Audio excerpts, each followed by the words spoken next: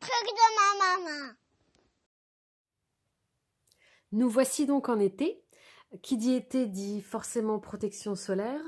Donc j'avais posté sur la page Facebook une question. Je voulais savoir à peu près quelles étaient vos protections solaires, qu'est-ce que vous utilisiez. Vous avez été une grande majorité à me mettre le nom des crèmes que vous utilisiez pour vos enfants et pour vous-même. Des crèmes globalement à 50, à un indice 50. Plus ou moins, enfin des crèmes qu'on trouve soit en pharmacie, soit en supermarché. Vous avez été une minorité tout de même, mais présente, à m'expliquer que vous n'utilisiez pas de crème solaire et je vais vous expliquer pourquoi je suis de cet avis. Ici, nous n'utilisons jamais, quasiment jamais de crème solaire, tout simplement parce qu'on a décidé d'utiliser des alternatives aux crèmes solaires parce que tout simplement les compositions des crèmes en règle générale ne sont pas très bonnes. C'est bourré de perturbateurs endocriniens pour les enfants, des produits qui sont cancérigènes. Vous allez me dire on peut plus rien acheter, on peut plus rien faire. Eh bien, il faut tout simplement se renseigner et vous saurez que les crèmes qui sont sur le marché ne sont pas forcément bonnes pour vous. Alors, une abonnée de la page m'a laissé en commentaire, je la remercie vraiment beaucoup, un lien vers un blog d'une maman qui a fait des tests de crèmes et qui a décortiqué les crèmes. Elle vous met, je vais vous montrer en direct sur le site, ce sera plus simple. Comme ça, vous ferez votre avis. En fait, elle vous montre tout simplement toutes les crèmes, quasiment toutes les crèmes qu'elle a testées. Elle va vous mettre les ingrédients, la composition et il y a un code couleur qui vous montre en fait ce qui est nocif, ce qui ne l'est pas et vous saurez ainsi quelle crème est la moins nocive pour votre enfant. Moi je vous montre, la seule que j'ai à la maison c'est celle-là, Alpha Nova Bébé, donc je l'avais trouvée sur internet, je vous mettrai le lien en barre d'infos. Donc c'est une crème bio. Elle fait partie, donc sur le site dont je vous ai parlé, elle fait partie des crèmes pour laquelle tous les composants sont sains et pas nocifs. Donc c'est une crème sans nanoparticules ni allergènes et donc elle est bio et c'est du 100% minéral, 50 plus. Donc que j'avais trouvé sur internet, je vous mets le lien en barre d'infos. Alors, avant de vous montrer le site dont je vous ai parlé, donc ça viendra après, je vous explique en fait que il y a juste des règles à respecter, des règles simples à respecter pour éviter de mettre des crèmes solaires. C'est d'utiliser, moi ce qu'on fait chez nous, c'est qu'on utilise des vêtements anti-UV. Donc à la plage ou même quand on est dans quand on sait qu'on va rester longtemps dans un parc ou à l'extérieur et au soleil, je mets des vêtements anti-UV aux enfants pour leur éviter de prendre des coups de soleil. Et par exemple, vous avez une tonne de maillots de bain comme ça chez Decathlon ou sur internet, des maillots de bain anti-UV. Vous avez le choix, soit manche longue, manche courte. Donc vous voyez, celui-ci est manche longue. Donc vous voyez, ça couvre vraiment tous les bras et tout le corps. C'est une matière légère, une matière de bain. Donc on n'a pas chaud, rassurez-vous. Quand on est à la plage avec ça, les enfants, ils n'ont pas chaud. Contrairement à ce qu'on peut penser. Là, j'ai la combi, carrément, donc la combi... piscine, plage pour enfants avec short. Donc quand c'est pas très long et que vous voulez mettre de la crème à la limite, mais il faut savoir que le soleil c'est pas mauvais pour la santé, c'est mauvais comme tout dans l'excès quand vous vous exposez à des heures donc de midi à 16-17 heures quand le soleil est à son niveau le plus dangereux entre guillemets. Mais sinon il faut savoir que ça apporte énormément le soleil à la peau et à l'organisme, donc il faut pas forcément exclure. Si vous mettez un écran total, vous pouvez être sûr que vous n'allez pas bénéficier des bienfaits du soleil. Donc voilà, je vous montre un peu tout ce qu'on a. D'autres t-shirts anti-UV, celui-ci c'est toujours de la même matière. C'est des t-shirts qui peuvent mettre également, comme je vous l'ai expliqué, si vous avez un barbecue en extérieur ou une sortie, vous êtes en plein soleil, vous leur mettez, enfin c'est vraiment pas chaud, c'est assez léger. Voilà, ça se trouve aussi en grande surface. Je ne sais pas s'il y a des étiquettes. Non, j'ai dû les couper. Donc voilà, c'est vraiment des t-shirts anti-UV. Il faut faire attention quand même à acheter du anti-UV parce que vous avez des t-shirts. Il y a des tests qui ont été faits qui montrent qu'il y a entre un t-shirt normal et un t-shirt anti-UV, la protection n'est pas la même. Même si il vaut mieux mettre un t-shirt long qu'un débardeur, ça vous protégera toujours plus qu'un débardeur. Voilà, donc ça existe. Donc moi, c'est ce que je mets à mes enfants. Je leur mets systématiquement des maillots anti-UV, manches longues ou mi-long. Je me fiche complètement de l'esthétique, entre guillemets, de vouloir forcément mettre à son enfant des petits bikinis ou des maillots, une pièce comme celui-ci. Celui-ci, c'est plutôt, on va dire, pour la piscine. Parce qu'à la piscine, on n'a pas d'exposition solaire. Donc, à la limite, ce type de maillot, ça peut convenir pour la piscine. Mais hors de question pour moi de mettre ça à ma fille à la plage ou à l'extérieur quand il s'agit de se baigner ou de patauger dans l'eau, parce qu'il n'y a aucune protection. Je privilégie la santé de mon enfant et de sa peau à l'esthétique, entre guillemets, parce que c'est pas forcément non esthétique en plus. Moi, je les trouve très jolis. Ils font des maillots anti-UV très très sympas. Donc voilà. Ensuite, donc là, on protège le corps.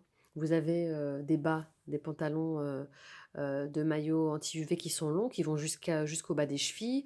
Vous avez des manches longues comme celui-ci. Celui-ci, c'est mi-long.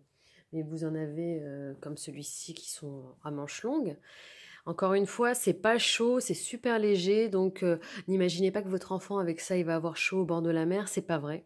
Donc, ils vont être bien. Ensuite, pour la tête, vous avez plein de possibilités. Vous avez les petits bandeaux comme celui-ci. Vous avez les chapeaux de paille. Vous avez des casquettes. Voilà, bon. Vous avez l'embarras du choix. Et il y a aussi, là je ne l'ai pas, j'en avais une. Il faudrait que je la retrouve. Vous avez des casquettes qui tombent en arrière sur la nuque pour protéger également la nuque de l'enfant. Et en gros, l'enfant, il est protégé. Il n'est pas forcément moche, comme pourraient penser certains. Oh, il est habillé de partout. Non, c'est des vêtements qui sont tout aussi esthétiques qu'un maillot, une pièce ou un bikini pour enfants. Ils font des choses plutôt jolies. Et voilà. Donc nous, c'est la décision qu'on a prise, c'est de ne pas polluer la peau de notre enfant avec des produits toxiques et de ne pas polluer aussi la planète, parce qu'il faut savoir aussi que les crèmes solaires qui sont nocives pour l'être humain sont également nocives pour la planète. Donc toutes les crèmes que vous mettez sur la peau, et quand vous allez vous baigner dans l'eau, il faut savoir que vous polluez la mer également.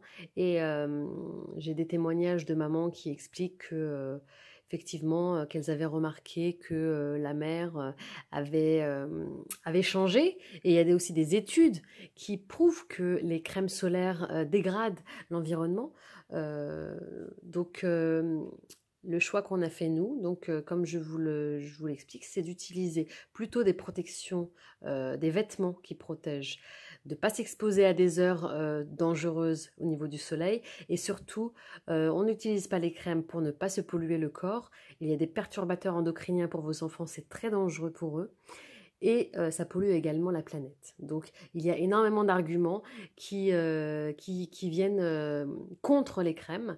Vous en avez qui sont bonnes, plus ou moins bonnes. On ne sait jamais, on n'a pas forcément toujours du recul sur même les nouvelles crèmes. Et voilà, mettez de côté l'aspect un peu esthétique que vous voudriez donner à votre enfant pour sauvegarder son capital santé et pour le protéger. Il y a juste du bon sens à avoir et voilà. Et donc je vous montre tout de suite, restez connectés, je vous montre tout de suite le site internet sur lesquels on a des listes, la maman qui a testé et qui vous met les listes des crèmes et leurs composants, et celles qui sont nocives et celles qui ne le sont pas ou moins. Voilà. Je vous présente donc le site internet dont je vous parlais juste avant. Les petites mains d'abord. Donc c'est une maman qui a fait un travail énorme au sujet des crèmes solaires pour vous permettre, vous parents, de choisir la bonne crème. Alors je vous mettrai le lien de son site en barre de description de la vidéo. Pour aller au plus simple, je vous montre un petit peu. Elle va prendre les crèmes. Elle les a classées par catégories, je crois, les classiques, les bio, tout ça. Alors, je vous montre la première, par exemple, pour vous donner un exemple. Dans les classiques, on a la Mustela. Pas mal de mamans sur la page m'ont dit qu'elles l'utilisaient. Donc, en gros, elle a mis les ingrédients de la crème. Vous pouvez vérifier sur le site ou sur l'emballage de la crème que c'est les bons. Et en fait, elle a mis en vert les produits qui ne sont pas nocifs, qui ont l'air clean. En orange, alors comment elle le dit en orange, ceux mitigés. Et en rouge, ceux qui sont néfastes et irritants ou perturbateurs endocriniens. Voilà. Alors par exemple pour la crème Mustela, donc on a quand même 3 agents nocifs et on en a pas mal qui sont orange. La Lidl, la sienne de Lidl, qui avait l'air quand même, selon 60 millions de consommateurs, clean, elle est quand même un peu rouge et un peu orange, du coup elle m'a pas l'air très sûre. Et alors vous pouvez descendre ainsi, la Bioderma, elle a l'air plutôt saine. On descend, donc vous les avez plus précisément, vous allez sur le site, vous les avez. Là on a la Pure Sun Dermatherm, tout est vert. Voilà, donc elle a fait un travail énorme et je vous encourage vivement à aller sur son site pour juger de la qualité de votre crème et éventuellement d'en changer pour cet été, parce qu'il n'est pas trop tard. Voilà, donc il y en a quand même pas mal. Il y a celles qui sont le plus souvent revenues dans les commentaires et celles qui sont le plus utilisées sont répertoriées. Voilà. Alors au sujet des bio, donc vous allez voir qu'au niveau des bio, on est sur du vert. Là, c'est la Alpha Nova que j'utilise, donc tout est vert. Donc moi, je suis rassurée pour le coup, même si je l'utilise que très rarement. Au moins, je me dis que pour le peu que j'utilise, c'est sain. Voilà. En règle générale, là, ce que je vois, c'est que celles qui sont bio, à part celle-ci, parce que c'est du parfum qui est en rouge, ce qui est bio, c'est plutôt cool, plutôt sain. Il faut savoir qu'une crème solaire, effectivement, ça peut coûter cher, mais en règle générale, on achète ça une fois dans l'année et voire une fois tous les 2 ans parce qu'on termine pas forcément une crème le même été. Et on peut l'utiliser aussi dans l'année parce que certaines personnes partent au soleil plusieurs fois dans l'année. Voilà, donc il ne faut pas hésiter à investir. Si vraiment vous voulez utiliser des crèmes solaires, n'hésitez pas à investir. Ça coûte pas plus de 20 euros, autour de 20 ou 30 euros. Et encore, je crois que c'est plutôt aux alentours de 20 euros que vous trouverez des crèmes bio qui sont saines pour la peau de votre enfant. Je pense que c'est un petit peu l'essentiel quand on est parent, c'est de vouloir le bon pour son enfant et voilà, je pense que c'est important de faire le bon choix. Donc vêtements anti-UV ou éventuellement des crèmes solaires bio non nocives. Je vous invite vraiment à aller sur ce site pour vous faire votre propre opinion. Voilà, on se retrouve à bientôt bientôt pour d'autres vidéos.